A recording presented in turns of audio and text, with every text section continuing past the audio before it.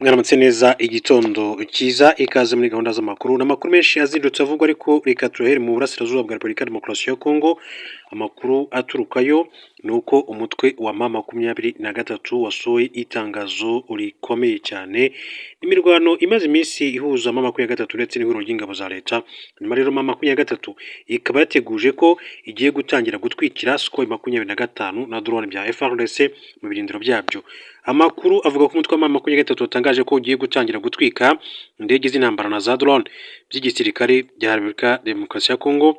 Ubusanzwe rero gifite ibirindiro ahantu hatandukanye, mu gihe rero ngo byaba kandi bikomeje kwifashishwa mu kugaba ibitero byica abaturage bo mu duce wabohoye.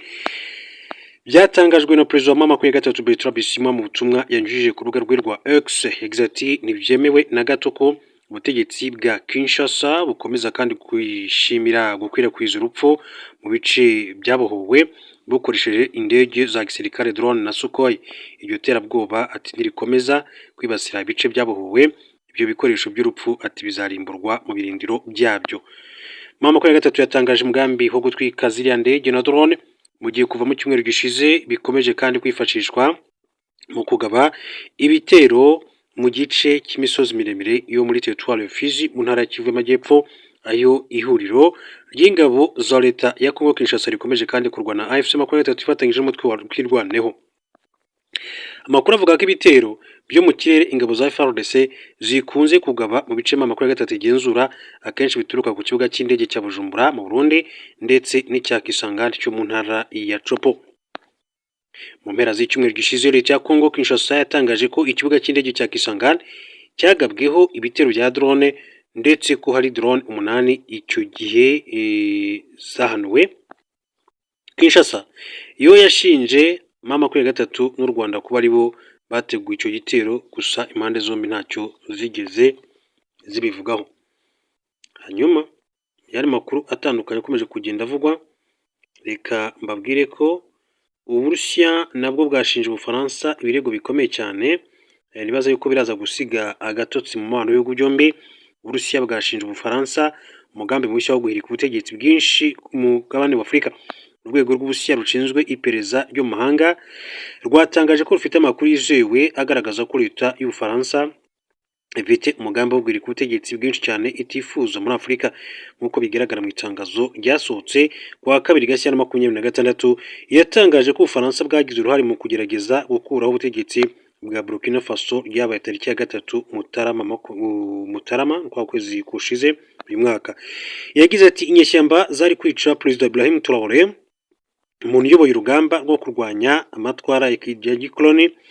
Paris ntiyari igambiriye gushyira ku butegetsi bwa Wagadugu abo Ubufaransa bwizeye, ahubwo yanashakaga kurwanya abashyigikiye ubusugire n'ubumwe bwa Afurika. Urwego rugaragaza ko nyuma y'aho kudeta ya Burkina Faso ipfubye, Ubufaransa bufite intego yo guhungabanya ibihugu byo mu karere ka Sahel bifashijwemo n'imitwe y'iterabwoba na leta ya Ukraine, kuko ngo niyo yohereza izi drone ndetse n'abarimu bagomba kuzikoresha. Iti igitero gikomeye cy'uyu mutwe kigambiriye Mali gutera ibigega by'ikomoka kuri peteroli, ugerageza kandi gufunga inzira zigana mu mijyi yo muri Mali n'iterabwoba kwa civil, byose bifite intego imwe: kurema uburyo bwo gukura Ibrahim Perezida Assimi Goïta gutegetsi. Sevel, urwego rushinzwe iperereza ryo mu mahanga, rwatangaje ko Ubufaransa ushaka guteza akavuyo muri Repubulika ya Centrafrica no gukura ubutegetsi bwa Madagascar bwagiyeho mu Ukwakira 25 nyuma yo gukorera Andry Rajoelina kudeta.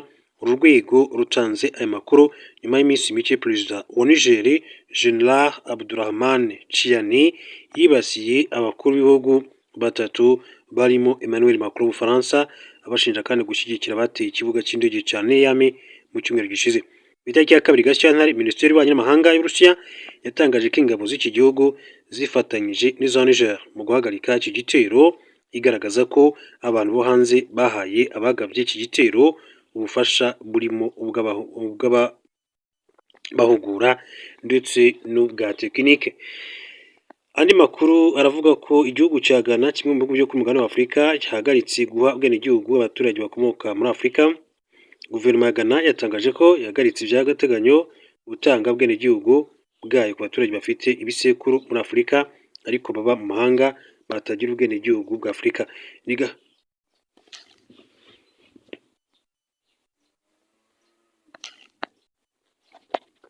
Ni gahunda Ghana yatangiye muri 2016 igamije gufasha abirabura bo muri Afurika baba mu mahanga nka Leta Zunze Ubumwe za Amerika, mu Bwongereza n'ahandi, ndetse basanzwe bafite ubwenegihugu bwaho ariko batagira ubwo muri Afurika.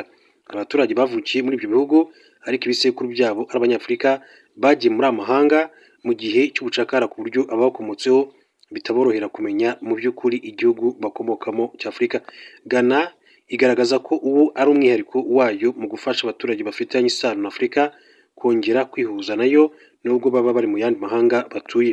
Gusa itangazo ryashyizwe hanze na Minisiteri ya Ghana ishinzwe umutekano w'imbere muri diaspora rivuga ko gusaba ubwenegihugu ubu byabaye bihagaritswe mu rwego rwo kwinoza kurushaho.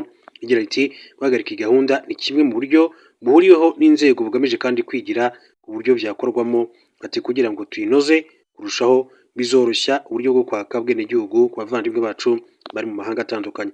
BBC yanditse ko kuva iyi gahunda yatangira abarenga 1000 barimo n'umuririmbyi w'icyamamare w'umunyamerika witwa Stevie Wonder bahawe ubwenegihugu bwa Ghana.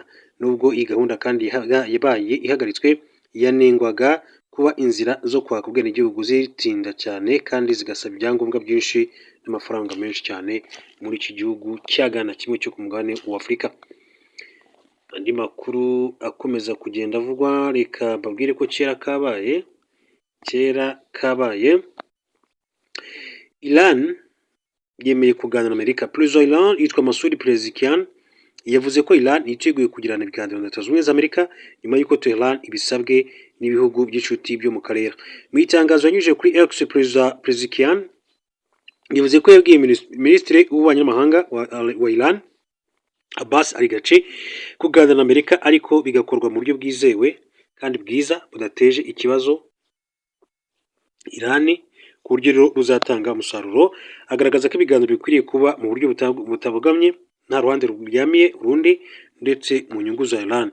Perezida Pezeshkian atangaje ibi mu gihe kandi umuyobozi w'ikirenga wa Iran Ayatollah Ali Khamenei mu minsi ishize yatanze umuburo ko igihugu cyabo nigiterwa intambara izakwira akarere kose. Bivugwa ko ibiganiro hagati ya Iran na Amerika bishobora kandi kubera mu mujyi wa Istanbul muri Turkiya kuwa 6 Gashyantare 2026. Bivugwa ko Minisitiri kandi Araghchi azaganira n'intumwa ya Trump Steve Witkoff, ba Minisitiri w'Ububanyi n'Amahanga mu bihugu nka Misiri, Oman, Pakistan, Qatar, Arabia Saudite na Leta Zunze Ubumwe z'Abarabu nabo baratumiwe.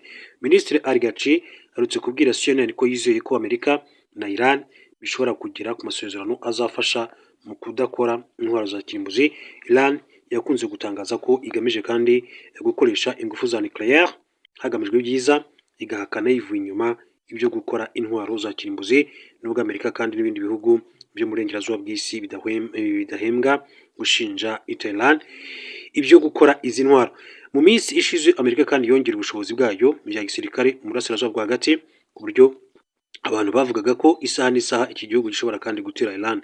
Amerika yohereje hafi ya Iran ubwato bunini cyane bugwaho indege buzwi nka USS Abraham Lincoln, bufite ubushobozi bwo kwakira indege z'intambara 70, ubwato bw'intambara ndetse n'ingabo nyinshi cyane. Mu mpera z'icyumweru gishize Ali Khamenei Ayatollah yabwiye abanya-Iran ati ntabwo ari twe dushoza intambara, nta n'igihugu dushaka kugabaho igiciro, ariko Iran irasubizanya imbaraga zishoboka uzagerageza gutera abanya-Iran. Mu rukero rwo kuri iki cyumweru tariki 22 Kamena 2026, Amerika yatangaje ko ari 25 Amerika yatangaje ko yagabye ibitero kuri Iran igamije kuburizamo umugambi w'iki gihugu wo gukora intwaro za nucleaire.